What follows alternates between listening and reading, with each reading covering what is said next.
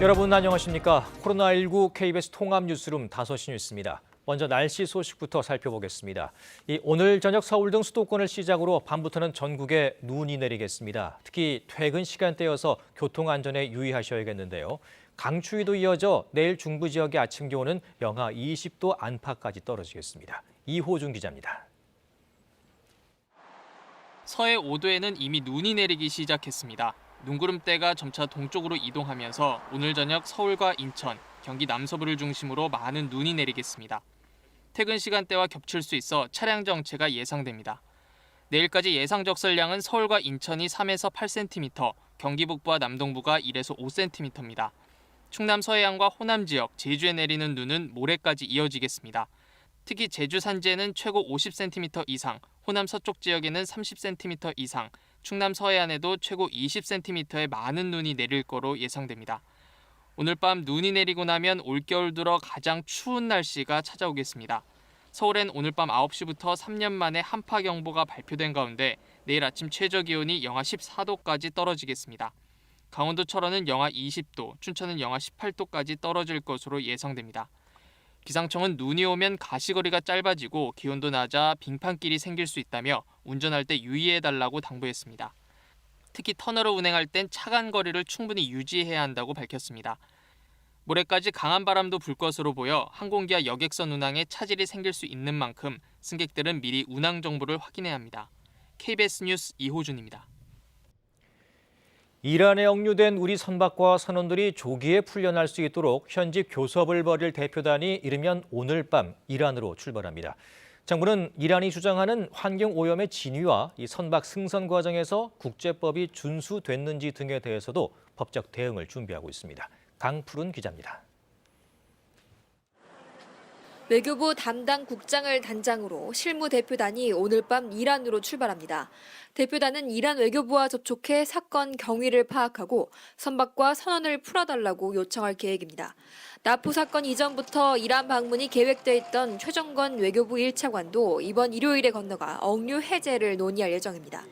외교부는 오늘 국회에 대응 계획 등을 보고하면서 선박 납포 배경에 대해선 모든 가능성을 열어두고 있다고 설명했습니다.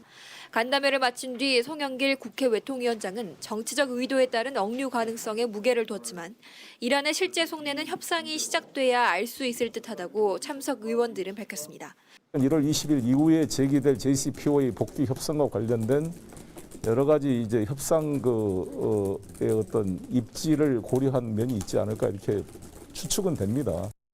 선박이 억류된 반다르 아바스 항에는 오늘 오후 테헤란 한국대사관에 담당 영사가 도착해 우리 국민과의 접견을 추진하고 있습니다. 한국해미호 선박 관리회사 측은 선주 상호책임 보험조합 조사관이 승선 허가를 기다리고 있다고 밝혔습니다. 승선 허가가 내려지면 조사관은 선원들의 안전과 함께 실제 환경오염 문제가 있었는지 등을 확인하게 됩니다. KBS 뉴스 강푸른입니다. 한편 이란 정부는 우리 대표단 파견에 대해 외교적 방문은 필요 없다고 말했습니다. 그러면서 한국 선박이 법적 절차대로 처리될 것이라고 밝혔습니다. 이호울 기자의 보도입니다. 억류된 한국 선박 문제 해결을 위한 외교부 대표단 파견과 관련해 이란 정부가 반대 입장을 밝혔습니다. 이란 외무부는 대변인 명의 논평에서 선박 억류는 사법기관에서 법적 절차대로 진행될 것이라며 외교적 방문은 필요치 않다고 말했습니다. 그는 한국 외교부 대표단의 방문 일정도 협의되지 않았다고 밝혔습니다. 이란 외무부 대변인은 오는 10일 예정된 최정건 외교부 차관의 이란 방문도 선박 억류와는 무관하다고 선을 그었습니다. 그러면서 인질극이 아니냐는 비판을 의식한 듯 이란은 환경 문제에 민감하게 대처한다고 주장했습니다. 이란 정부 대변인도 자신들이 인질극을 벌이는 게 아니라 오히려 한국이 70억 달러를 볼모로 잡고 있다고 주장했습니다.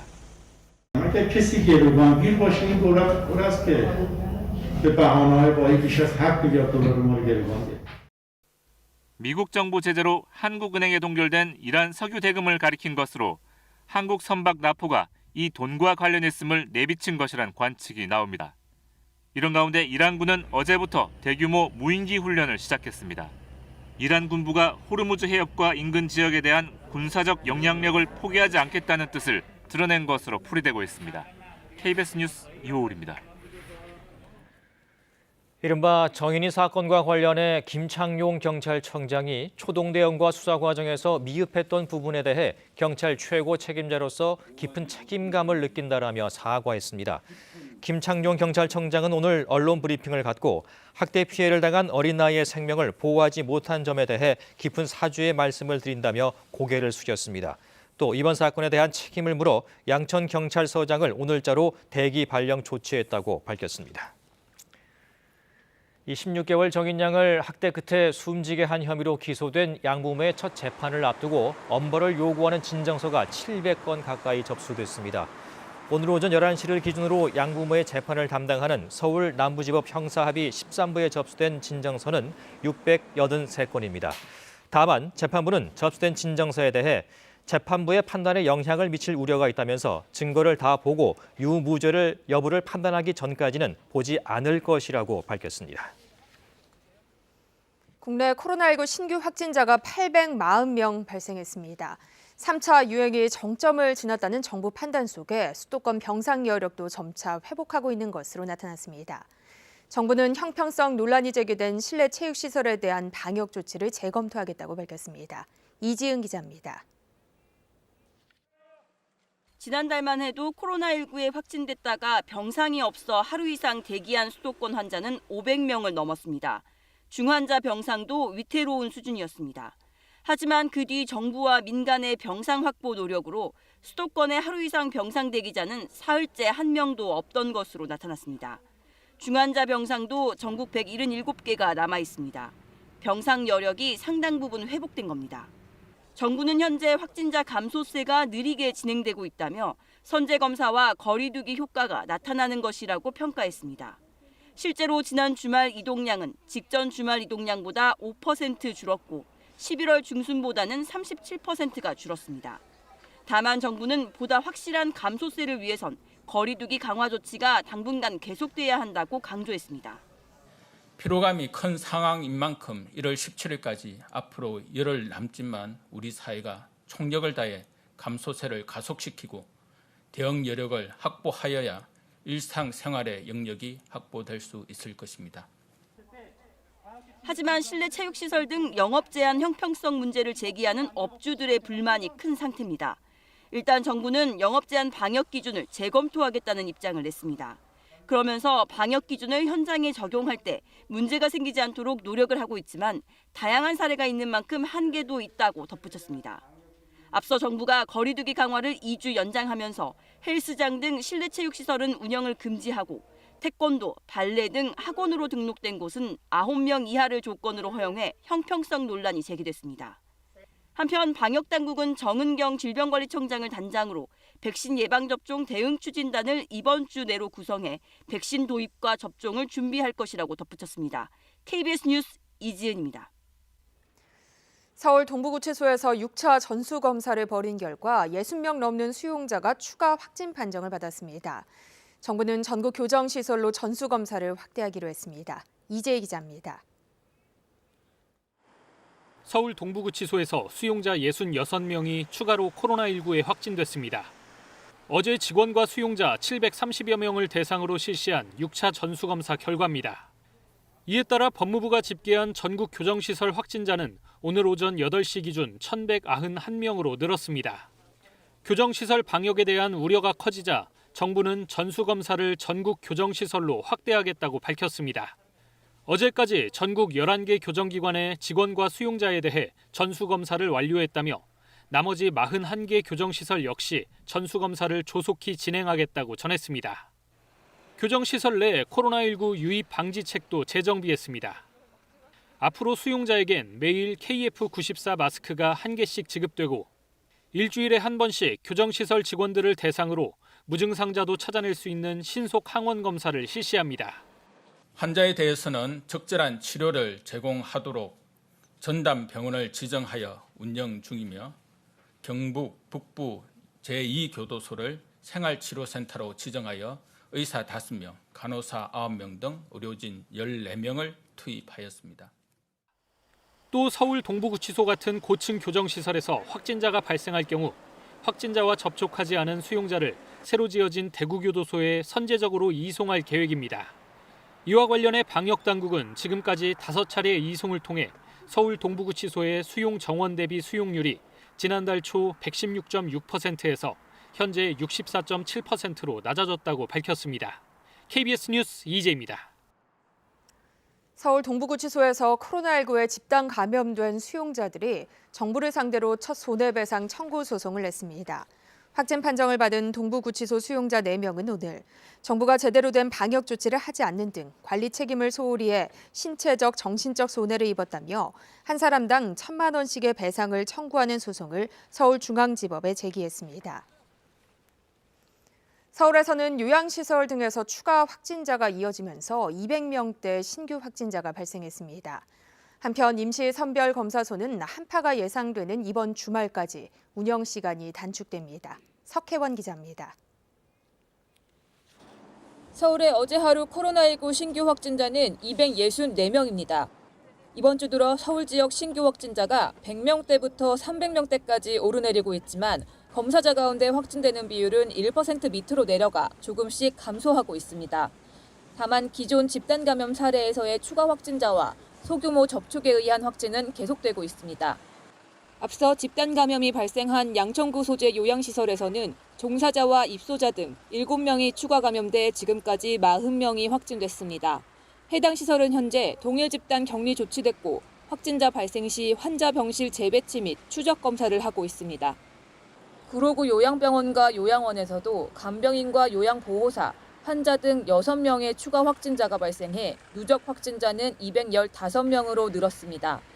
현재 확진자들은 감염병 전담 병상 등으로 전원돼 시설 내에서 대기 중인 환자는 없지만 자가격리 중 추가 확진이 이어지고 있습니다.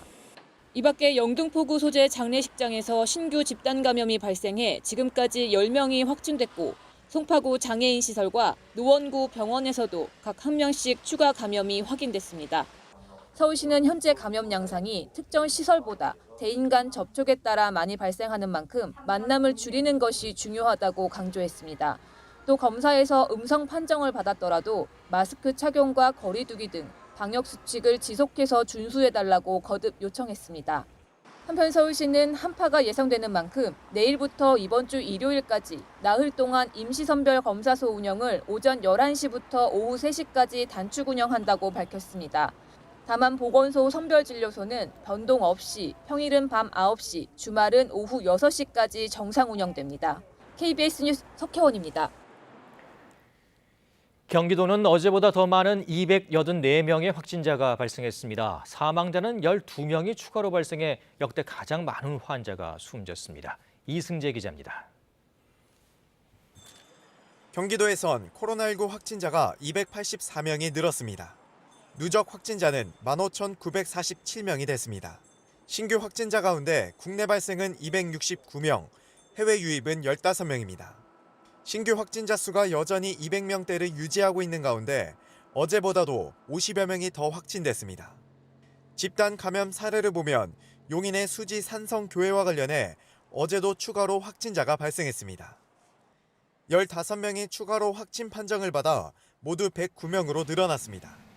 안성의 정신과 병원과 관련해서도 11명이 추가로 확진됐습니다. 또 안산의 원단 제조 공장에서 4명이 더 감염됐습니다. 앞선 확진자와의 접촉으로 분류한 연차 감염 사례는 51% 정도인 147명이었습니다. 감염 경로를 알 수 없는 경우는 72명이었습니다. 경기도 내 사망자는 하루 사이 12명이 늘었습니다. 도내 코로나19 발생 이후 1일 사망자 수로는 가장 많습니다. 부천의 효플러스 요양병원과 고양의 요양원에서 옮겨져 숨긴 2명을 포함해 12명 모두 코로나19 치료 병원에서 숨졌습니다. 경기도가 지난 1년간의 도내 확진자를 분석한 결과 사망자의 57% 정도가 3차 유행이 일어난 12월 한 달 동안 발생했다고 밝혔습니다. 사망자의 평균 연령은 84살로 요양병원 등 취약계층 보호시설과 관련한 사망 사례가 전체의 63%로 집계됐습니다.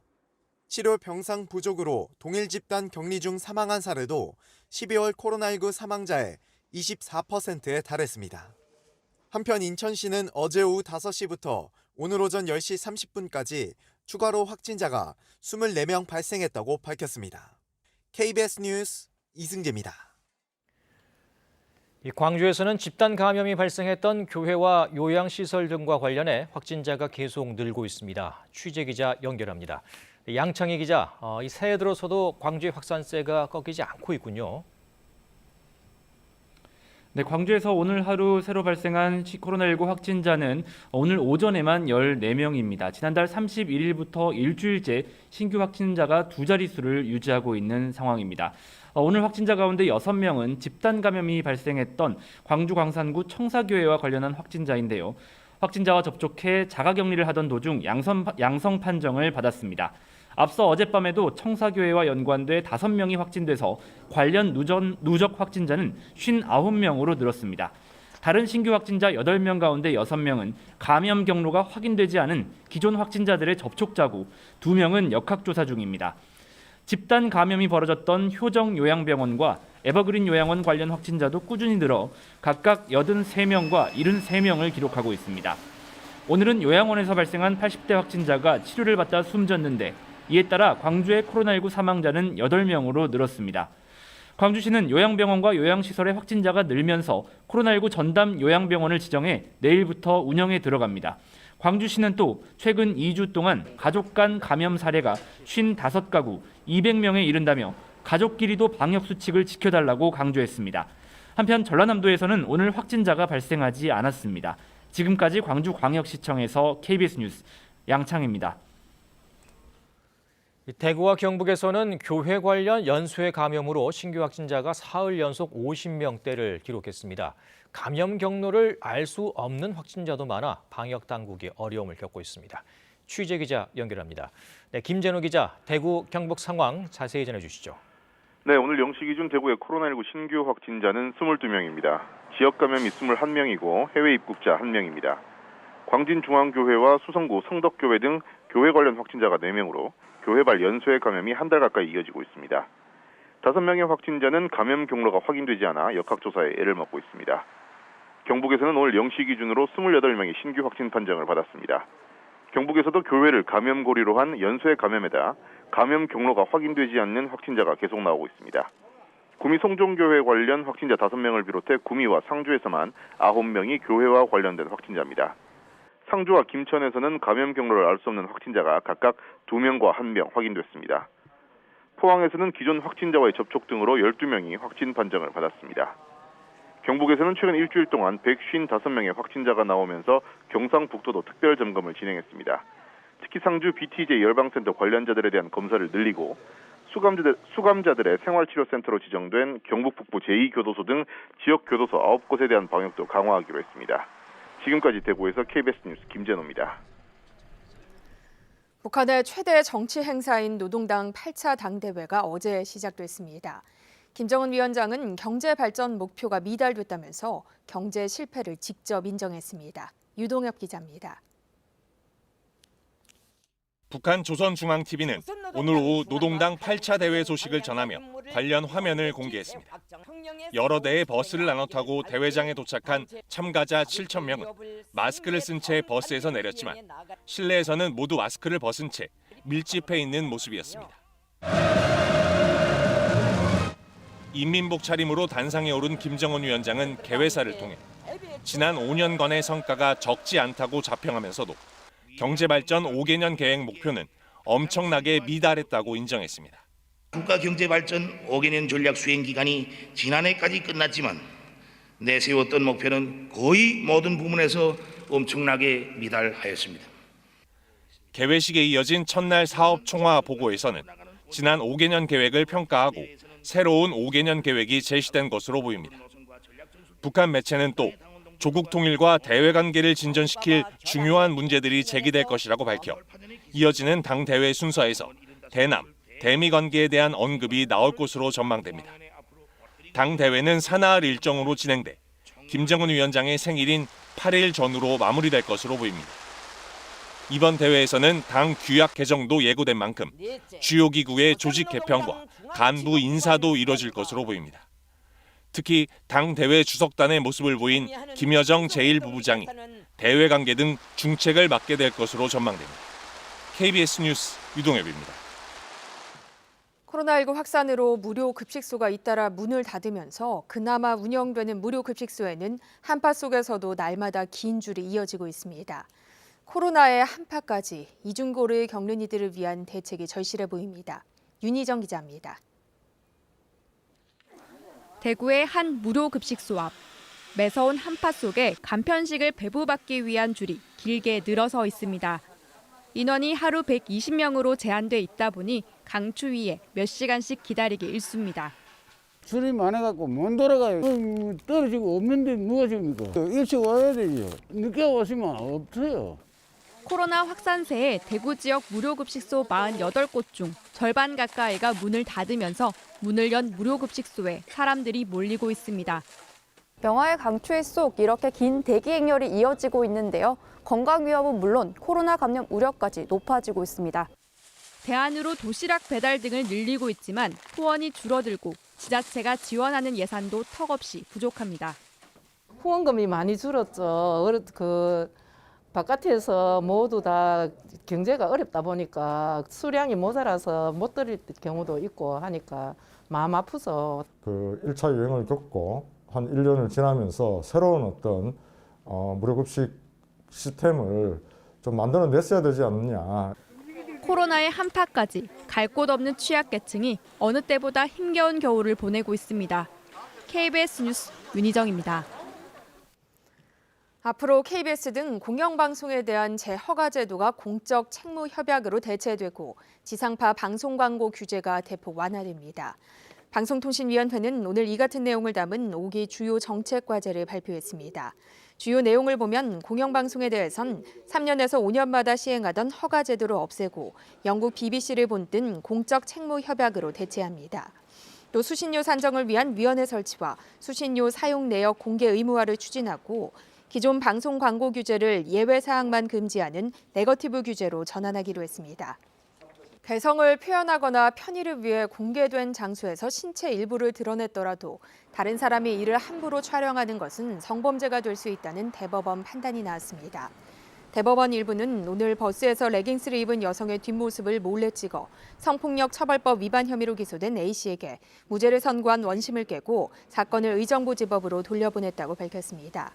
대법원은 의복이 몸에 밀착해 굴곡이 드러나는 경우도 카메라 등 이용 촬영죄의 대상인 신체에 해당할 수 있다며 본인의 의사에 반하여 함부로 촬영당한다면 성적 수치심이 유발될 가능성이 있다고 판단했습니다. 이어서 오늘의 주식 시황을 KB증권에서 전해드립니다. KB증권입니다. 코스피 지수가 장중 사상 처음으로 3,000선을 돌파하는 대기록을 세웠지만 장후반 오름폭을 모두 내주고 하락 반전했습니다. 코스닥은 기관과 외국인의 동반 매도에 약세를 보였습니다. 오늘 코스피는 22.36포인트 하락한 2,968.21에 코스닥은 4.37포인트 내린 981.39에 마감됐습니다. 전일 미국 증시는 경기 민감주를 중심으로 저가 매수세가 유입된 데다 경제 지표도 개선되면서 일제히 오름세로 장을 마쳤습니다. 반면 코스피는 개인의 대량 매수에도 기관과 외국인의 동반 매도 물량에 미치지 못하면서 1% 가까이 하락 마감했습니다. 시가총액 상위 종목 전반이 부진한 모습 보인 가운데 대장주 삼성전자는 나흘 만에 내림세로 돌아섰습니다. 반면 SK이노베이션은 미국 배터리 공장 건설을 위해 1조 원을 조달한다는 소식에 5% 넘게 급등했고 최근 증시 화랑에 힘입어 증권주가 동반 상승했습니다. 또 국제유가가 급등하면서 정유주가 일제히 좋은 흐름을 나타냈습니다. 오늘 원달러 환율은 2원 내린 1,085원 60전에 거래를 마쳤습니다. 지금까지 KB증권이었습니다. 오늘 퇴근길 교통안전에 유의하셔야겠습니다. 눈이 내리겠는데요. 북쪽의 찬 공기가 서해상을 지나면서 눈구름이 강하게 발달하겠습니다. 예상대로라면 오늘 퇴근길에 경기 서해안을 시작으로 그밖에 중부지방과 남부 일부 내륙 그리고 제주도까지 이 눈이 확대되겠는데요. 특히 금요일까지 제주 산간 지역에서는 최고 50cm 이상, 호남 서부 내륙에도 30cm 이상의 폭설이 예상되는 가운데 충남 서해안과 호남 내륙에서는 최고 20cm 10cm, 서울을 비롯한 그 밖의 내륙 지역에서도 최고 10cm가량의 많은 눈이 내려 쌓이겠습니다. 현재 서울을 비롯한 그 밖의 서쪽 지방과 강원 일부 지역에는 대설특보도 발효 중입니다. 이 사고 나지 않도록 교통안전에 각별히 유의를 하셔야겠습니다. 한파도 맹위를 떨치고 있습니다. 지금 보시는 것처럼 대부분 지역에 한파특보가 발효 중인데요. 내일 아침 기온 오늘보다 더 낮겠습니다. 서울이 영하 15도, 춘천 영하 18도, 남부지방과 충청 지역에서도 영하 15도 안팎까지 떨어지면서 한파가 이어지겠고요. 특히 여기에 바람까지 강하게 불어서 체감온도는 무려 영하 25도 안팎까지 떨어질 것으로 전망됩니다. 낮 기온도 서울이 영하 10도, 청주 영하 9도, 광주와 대구 영하 6도 등으로 오늘보다 5도에서 10도가량이나 낮겠습니다. 모레는 기온이 더 떨어지겠습니다. 서울의 기온 영하 17도, 그 밖의 내륙 지역에서도 영하 20도 안팎까지 떨어지는 등 추위가 절정을 보이겠습니다. 주말에는 호남과 제주도를 중심으로 눈이 내리겠습니다. 지금까지 날씨였습니다. 코로나19 통합 뉴스룸은 7시 뉴스에서 이어집니다. 시청해주신 여러분 고맙습니다.